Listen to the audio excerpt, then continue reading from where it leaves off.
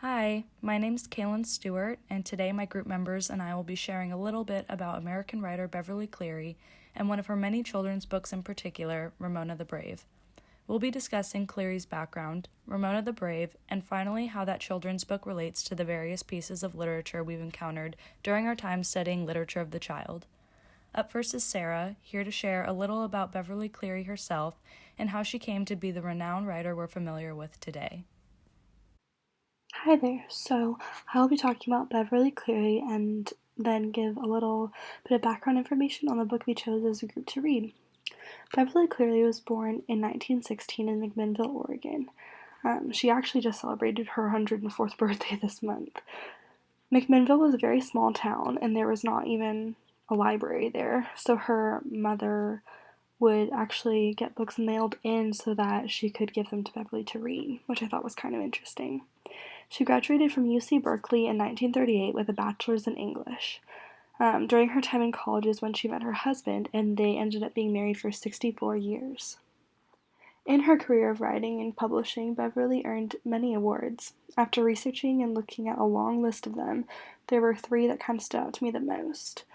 The first one was the Laura Ingalls Wilder Award, given to her in 1975 by the American Library Association.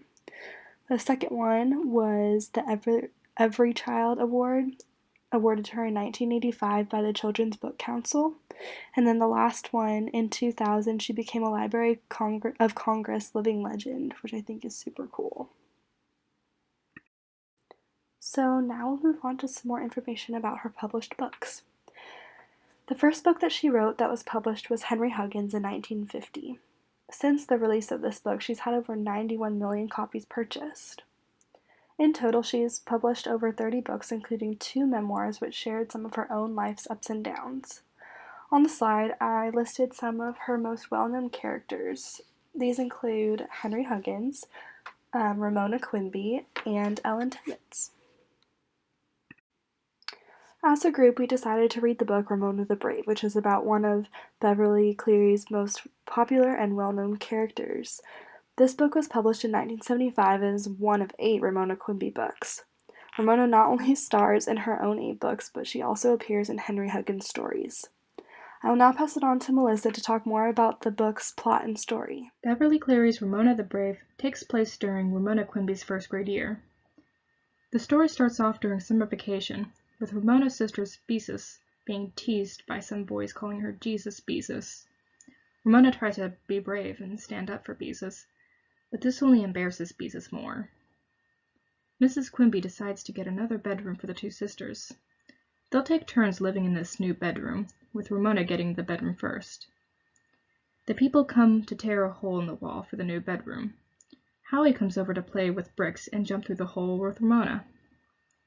Ramona draws her signature Q with cat whiskers and ears in the cement.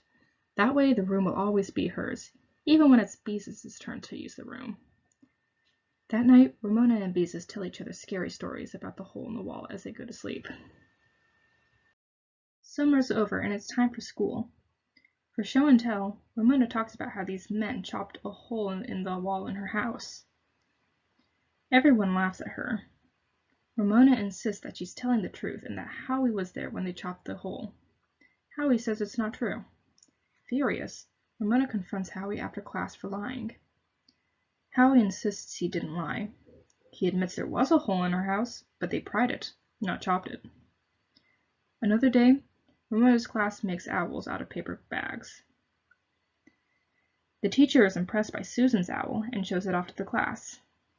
Ramona is enraged to find out that Susan copied Ramona's owl. Ramona threw out her own owl since she knows that the class will think she's the one who copied Susan. The night before parents' night, Ramona is overcome with frustration and destroys Susan's owl and runs out the door. When Ramona's parents go to parents' night, they hear what Ramona has done. They return home to hear Ramona's point of view. Mrs. Quimby is unsure as to why Ramona is so upset that Susan copied her owl. Beezus, however, understands completely and agrees that Ramona had every right to be upset that Susan copied her owl. Mrs. Quimby says that she feels sorry for Susan, since she lacks Ramona's creativity, and promises that That creativity will someday pay off. For now, Ramona has to apologize for Susan for destroying her owl. Ramona finds herself to be scared when sleeping alone in her new room. She starts to miss sharing her room with her sister. She is ashamed to not be as brave as her mother once thought her to be. Frustrated by her life surrounding school and her family, Ramona decides to say a bad word. She uses the worst word she knows, guts. Her family is amused and breaks out into laughter, which upsets Ramona even more. Ramona admits that she feels like her parents love Beezus more than her. After all, they never laugh at Beezus. Beezus steps in and admits they used to make fun of her too when she was Ramona's age. Mrs. Quimby assures Ramona that both she and Mr. Quimby love Ramona just as much as they love Beezus. Ramona admits to being afraid to go back to her first grade classroom, as she has been having a bad year. Mr. Quimby tells her to be brave because she has spunk. Inspired by her own spunk, Ramona feels ready to face the next day. Ramona, feeling adventurous, decides to take a new route to school, where she encounters a scary dog. When this dog attacks Ramona, she throws her lunchbox, then her shoe. While the dog is attacking Ramona's shoe, she picks up the lunchbox and runs to school. When the teacher inquires about Ramona's missing shoe, she tells the class about her encounter with the dog. The class is impressed with Ramona's bravery. The teacher sends Ramona out to borrow a spare pair of boots. Instead, she borrows a stapler and creates a slipper out of paper towels. Ramona's teacher compliments Ramona's slipper, making Ramona feel proud of herself. Before the end of the day, Ramona was able to retrieve her missing shoe from the front office. The lady giving her the shoe notices the teeth marks and compliments Ramona's bravery for facing such a scary dog. Ramona is happy again and is assured that she is indeed brave. Now Yuki will be talking about the textual selection. Ramona the Brave is a children's novel written by Beverly Cleary as the third book in the Ramona series. Beverly is an American writer of children's and young adult fiction. Most of her stories are set in the Grand Park neighborhood of Northeast Portland, where she was raised. Some of Cleary's best-known characters are Ramona Quimby and Breezes Quimby, Henry Huggins and his dog Ripsy, and Ralph S. Mouse. Her writing style is very subjective and emotional, and it is easy for us to naturally empathize with characters in her stories. The story of Ramona the Brave tells us the importance of being confident about ourselves and being brave. After enrolling in school, Ramona starts having a hard time with her teacher because she always likes to be different and her teacher does not like it. The more trouble she causes, the more she starts convincing herself that her teacher dislikes her. But in the end, her teacher understands Ramona and she realizes that the way others see her is not always the same as the way she sees herself. The reason why her books are appealing and enjoyable for children is because Beverly Cleary not only just includes a good moral in the story, but also she uses unique style of narratives to depict realistic and humorous portraits of American children. Hi, my name is Cameron. I'm going to be talking about the textual connection in Ramona the Brave. The book I think that is most comparable to Ramona the Brave that we read in class would be The Governess. I think this for a couple reasons, one of them being the main character is a young girl in both stories. Both characters become more mature or more brave throughout the story. They both encounter problems with young boys. Jenny Peace deals with the boys terrorizing her cat. Ramona deals with her sister being terrorized by young boys, calling her Jesus, Beezus, stuff like that. They both have one sibling. Ramona has Beatrice. Jenny Peace has more siblings, but she only mentions one of them in the story. She mentions that the other one's passed away, so she just talks about the brother. Mothers play a big role for both of them. For Jenny Peace, her father passed away, so her mother's her only parent that's alive, so obviously that plays a huge role. Ramona has both parents, but her mother does play a big role.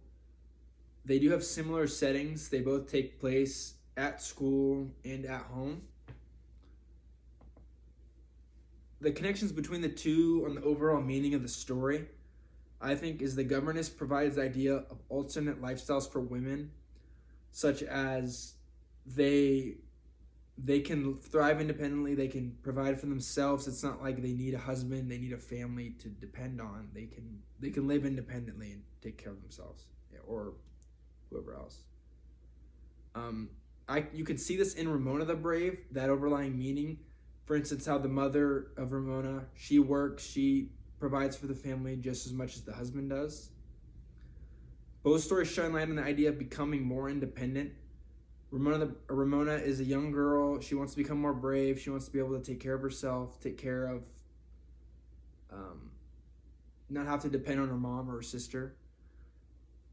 Jenny Peace is mature, but she definitely grows and becomes even more mature, and the other girls even take lessons from her.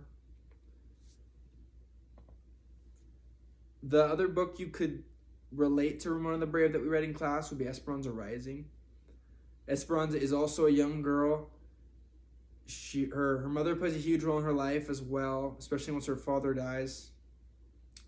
And she does mature a lot throughout the story. Once her father dies, her life kind of gets flipped upside down, and she changes a lot, and she gains definitely a lot better, much better work ethic and realization of how the world actually is.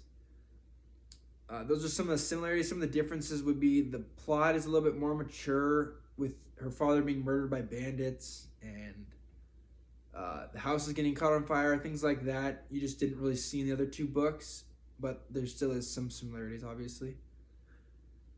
That's it for textual connection. The next slide will be concluding the presentation. Thank you. We hope you enjoyed learning a little more about Beverly Cleary, her children's book Ramona the Brave, and just how that text connects to others we've read throughout this course. Thanks for listening, and stay healthy!